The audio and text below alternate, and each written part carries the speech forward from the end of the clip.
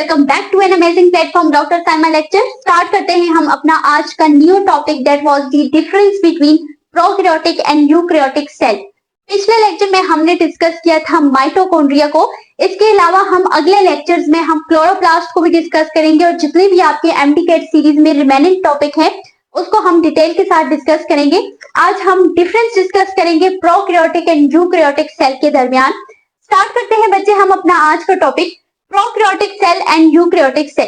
Prokaryotes की derivation देखी जाए बच्चे तो प्रोकैरियोट्स में जो प्रो लफ्ज है उसका मतलब होता है बिफोर और कैरियोट्स का मतलब होता है न्यूक्लियस। सेम यूकैरियोट्स की बात की जाए तो यू का मतलब होता है ट्रू और कैरियोट्स में मतलब हम लेते हैं न्यूक्लियस। यहाँ पर हम कहते हैं कि यूकैरियोट्स कौन से ऑर्गेनिजम्स होते हैं जिनके पास न्यूक्लियस होता है और प्रोकैरियोट्स आपके पास वो वाले ऑर्गेनिजम्स होते हैं जिनके पास न्यूक्लियस नहीं होता। डेफिनेशन पे आ जाए बच्चे तो prokaryotic cell lack the well defined nucleus while eukaryotic cell contain well defined nucleus। अब यहाँ पर प्रोकैरियोट्स एंड यूकैरियोट्स के दरमियान में बेसिक सा डिफरेंस ये आता है कि जो आपके पास प्रोकैरियोटिक सेल होते हैं उनके पास न्यूक्लियस नहीं होता। जो उनका जेनेटिक मटेरियल है वो साइटोप्लाज्म के अंदर होता है और न्यूक्लियस जो है वहां पर प्रेजेंट नहीं होता।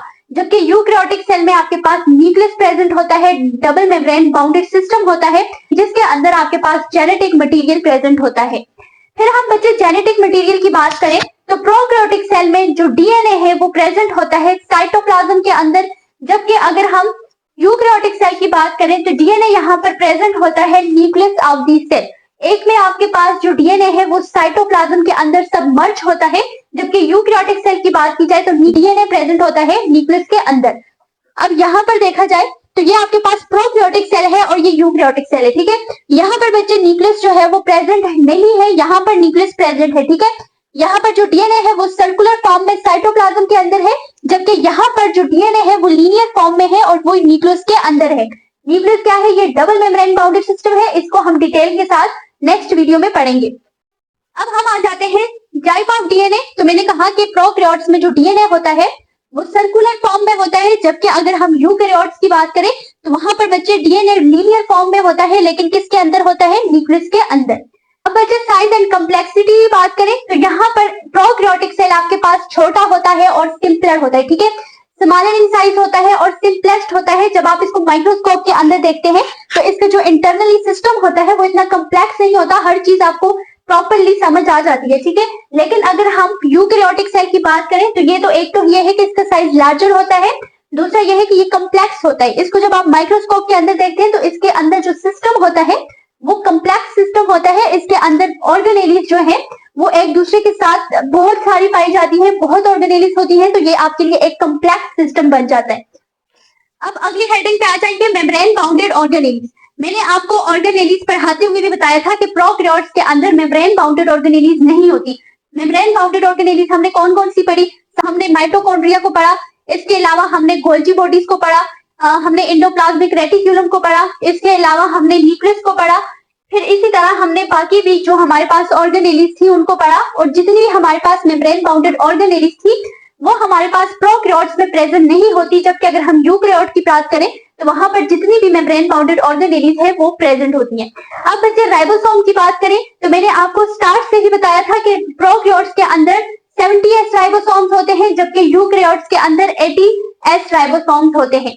अब ये आपके पास प्रोकैरियोटिक सेल है, इसके अंदर जितने भी राइबोसोम्स होंगे वो क्या होंगे? 70s। जबकि यूकैरियोटिक सेल की बात की जाए बच्चे तो यहाँ पर आपके पास जितने भी राइबोसोम्स है ये क्या है? 80s। सिर्फ आपके पास क्लोरोप्लास्ट और माइटोकॉन्ड्रिया के अंदर आपके पास जो राइबोसोम होते हैं वो प्रोकैरियोटिक नेचर शो करते हैं, तो वो राइबोसोम आपके पास 70s होंगे। अदरवाइज जितने भी राइबोसोम्स हैं वो आपके पास 80s राइबोसोम है। अब यहाँ पर हम बच्चे सेल वॉल पे आ जाए तो प्रोकैरियोट्स पे हमारे पास एलजी आ जाती है। प्रोकैरियोट्स में हमने कहा कि जो प्रोकैरियोटिक ऑर्गेनिजम्स हैं उसमें जो सेल वॉल है वो बनती है पेप्टिडोग्लाइकन से या म्यूरिन से, ठीक है। जबकि अगर हम यूकैरियोट्स की बात करें तो वहां पर आपके पास फंजाई भी आता है, इसके अलावा आपके पास प्लांट्स भी आते हैं, एनिमल्स भी आते हैं। तो प्लांट्स की जो सेल वॉल है वो सेलुलोज से बनती है, जबकि अगर हम बात करें फंजाई की तो वो बनती है काइटिन से। फिर बच्चे सेल डिवीजन पे आ जाते हैं तो हमारे पास सेल डिवीजन अगर प्रोकैरियोट्स की बात करें तो वो बाइनरी फिजन से होती है। बाइनरी फिजन क्या होता है बच्चे? अब अगर कोई भी बैक्टीरिया है उससे डिवाइड करना है, डिवीजन करनी है, तो यहाँ पर क्या होगी, बाइनरी फिजन होगी, इसके साथ से ही एक और बैक्टीरिया बन जाएगा और ये क्या हो जाएंगे, दो अलग अलग बैक्टीरिया बन जाएंगे। जबकि अगर हम यूकैरियोट्स ऑर्गेनिजम्स की या यूकैरियोटिक सेल की बात करें तो वो माइटोसिस के जरिए डिवीजन करता है, जो आप आगे पढ़ोगे। फिर हमने कहा प्रोटीन इन फ्लैजेला, हमारे पास प्रोकैरियोटिक सेल में फ्लैजेला प्रेजेंट होता है, सेम यूकैरियोटिक सेल में भी फ्लैजेला प्रेजेंट होता है। तो ये दोनों में कॉमन है, लेकिन इनके अंदर जो प्रोटीन है वो डिफरेंस है और यहाँ पर प्रोटीन का डिफरेंस आता है। अगर हम प्रोकैरियोट्स की बात करें बच्चे तो वहां पर जो प्रोटीन होती है वो होती है फ्लैजेलिन, ठीक है। लेकिन हम यूकैरियोटिक सेल की बात करें तो वहां पर जो प्रोटीन होती है वो होती है ट्यूबुलिन, ठीक है। अब हम एग्जांपल्स पे आ जाते हैं कि हमारे पास प्रोकैरियोटिक एंड यूकैरियोटिक सेल में कौन कौन से ऑर्गेनिजम्स आते हैं, कौन कौन से ऑर्गेनिजम्स में प्रोकैरियोटिक सेल और यूकैरियोटिक सेल पाए जाते हैं। प्रोकैरियोटिक सेल की बात की जाए बच्चे तो बैक्टीरिया सेल जो है वो क्या होता है, प्रोकैरियोट्स होता है, प्रोकैरियोटिक सेल होता है।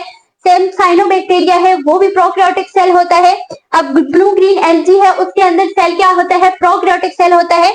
यूकैरियोटिक ऑर्गेनिजम्स पे यूकैरियोटिक सेल पे आ जाए बच्चे तो यूकैरियोटिक सेल में हमारे पास आ जाते हैं यूनिसेलुलर मल्टीसेलुलर ऑर्गेनिजम्स। इसके अलावा एनिमल, प्लांट्स, ये जितने भी ऑर्गेनिजम्स हैं इनके अंदर जो सेल होते हैं बच्चे वो यूकैरियोटिक सेल होते हैं। तो यहाँ पर जो प्रोटिस्ट है, पेरमीशियम है, एक्सेट्रा, ये सारे इसके अंदर आपके पास यूकैरियोटिक सेल प्रेजेंट होते हैं। अब हम इस डायग्राम को थोड़ा सा डिस्कस करते हैं। सबसे पहले बच्चे ये आपके पास प्रोकैरियोटिक सेल है, ये आपके पास है यूकैरियोटिक सेल। प्रोकैरियोटिक सेल में आप देखें तो यहाँ पर 70s राइबोसोम होंगे, यहाँ पे सेल वॉल भी होगा, सेल मेम्ब्रेन भी होगा, फ्लैजेलम भी होगा।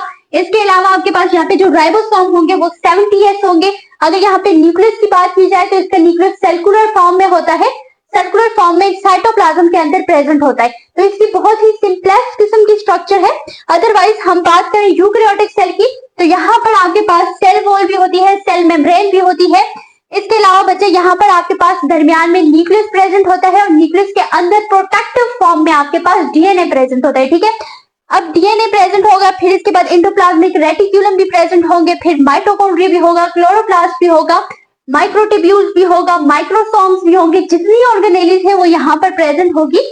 और यूकैरियोटिक सेल जो है वो बहुत कॉम्प्लेक्स किस्म का स्ट्रक्चर होता है। तो ये डिफरेंस आ जाता है बच्चे prokaryotic cell and eukaryotic cell में।